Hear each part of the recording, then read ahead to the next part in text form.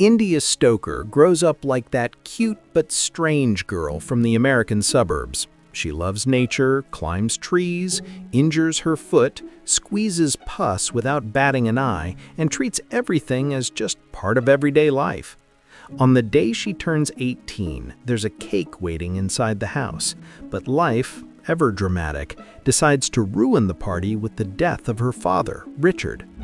During the funeral, while her mother Evelyn emotionally collapses, a mysterious man appears watching everything from the kitchen.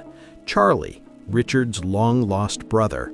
He returns after years of being gone, and no one seems to find this strange, except India, who doesn't say a single word.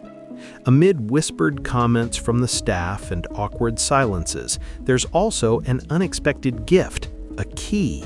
Until then, India believed the shoes she received every year came from her father.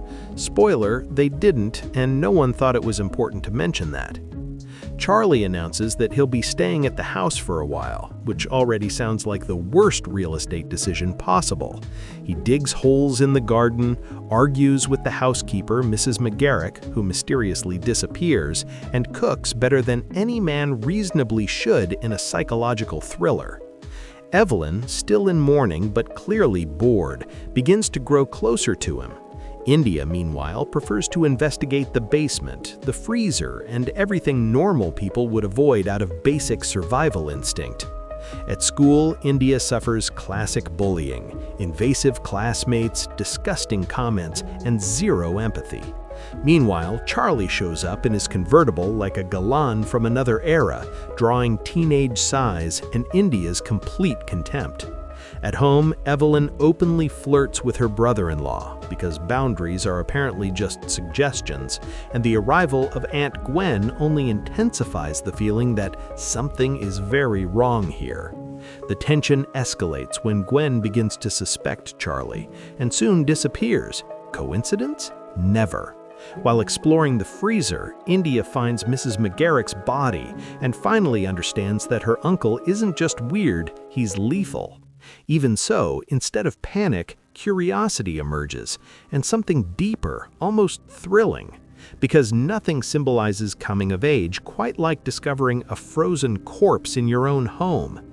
After more cruel provocations on the street, India injures an aggressor with a pencil, an improvised feminist icon, and runs off into the night. She meets Whip, a rebellious boy, and decides to explore desires that had been buried under years of repression. Things spiral out of control, violence erupts, and Charlie appears to fix everything his way.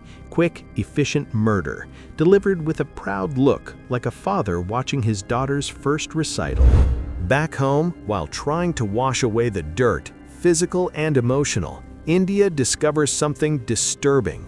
Killing satisfies her. Shock mixes with pleasure, and a new identity begins to form. Later, while brushing her mother's hair, India reveals that she learned how to observe, wait, and shoot with her father. A classic American life lesson. Take a deep breath and pull the trigger when necessary. In Richard's office, the key finally reveals its purpose: a gun and old letters from Charlie, written from a psychiatric hospital.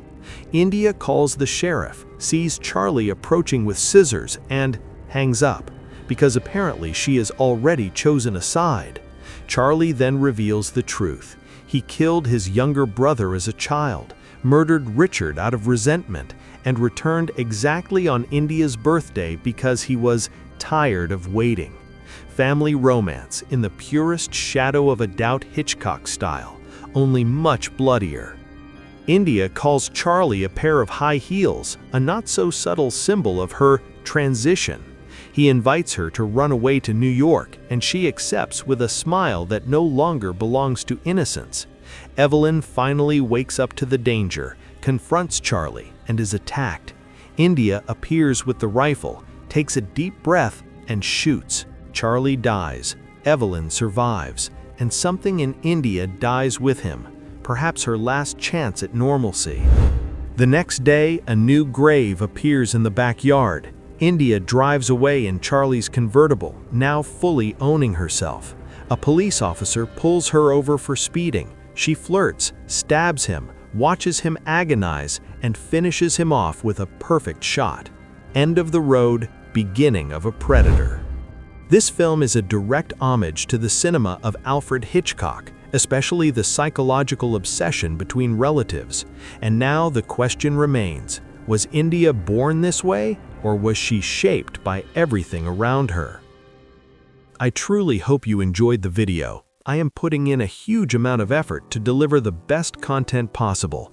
Thank you very much for your support, and I hope to see you in the next video.